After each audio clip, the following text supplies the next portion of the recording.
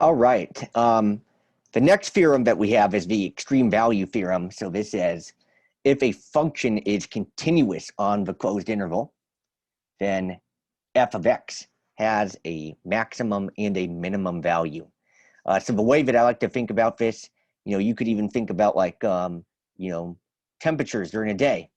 So a day has a definitive start, from midnight, and it ends at the midnight after. And there must be a high and a low temperature every day. That's what the extreme value theorem is basically saying. So we assume that it's a closed interval and that it's continuous. So what that means is if it is an open interval,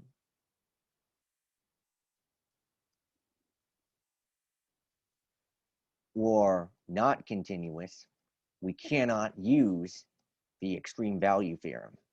And I recommend that you copy down these graphs too.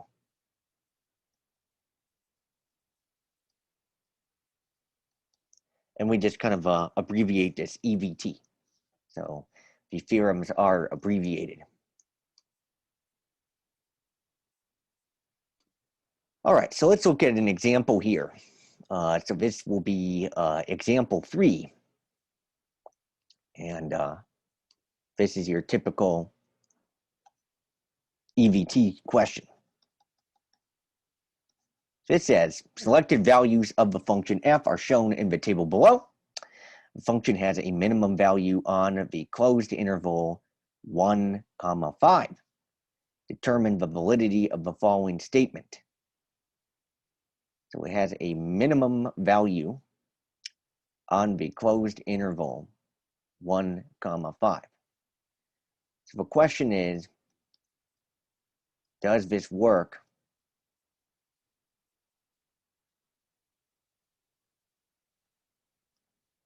in reverse?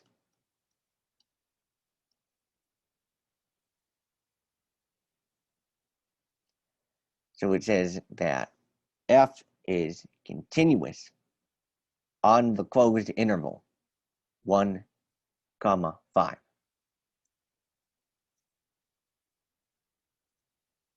So, it is possible that I could have a function.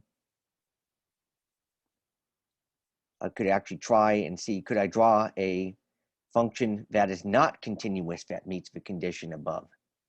So, I could have a situation, here's 1, here's 5, and I could draw a function that has a minimum value.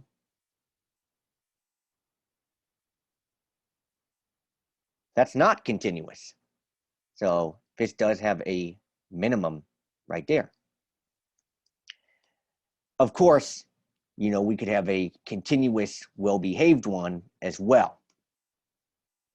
That's kind of a little nuance.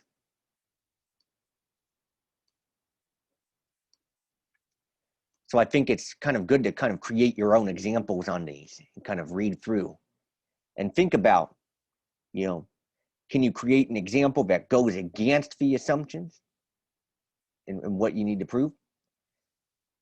And can you get one that has it? All right, let's look at another one. This is example 4. So this says selected values of the function f, which is continuous on the open interval 2, 9, are shown below.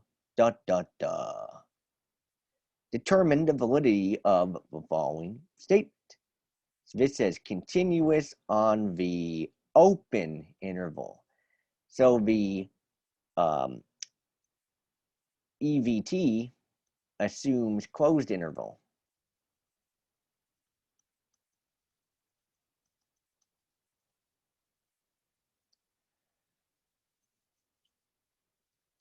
So we're going to determine the validity of this statement. So that f has a maximum value on the closed interval 2 to 9. So because it is an open interval, That means that it's not guaranteed. So we must have a open interval a closed interval to proceed. Of course, we could still have, a maximum somewhere in the interval, or we could not.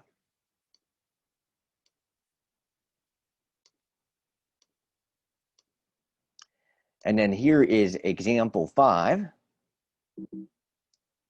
So this says, selected values of the function f, which is continuous on the closed interval 2, 8. So it is continuous on the closed interval, so that's great. The assumption works.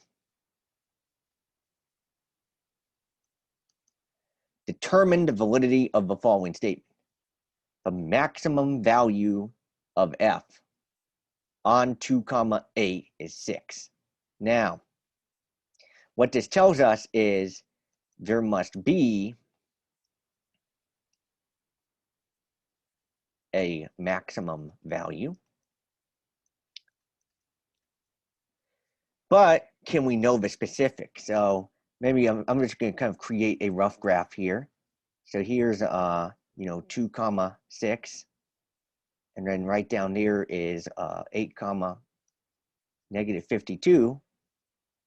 So it's entirely possible that that is, our maximum value.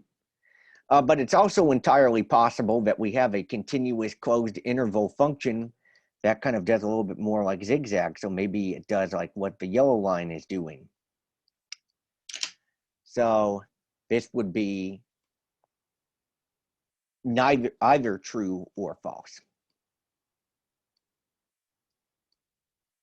So I think it's kind of important to kind of read your assumptions and kind of test them out. And you can gain a lot, with these inferences here on this one.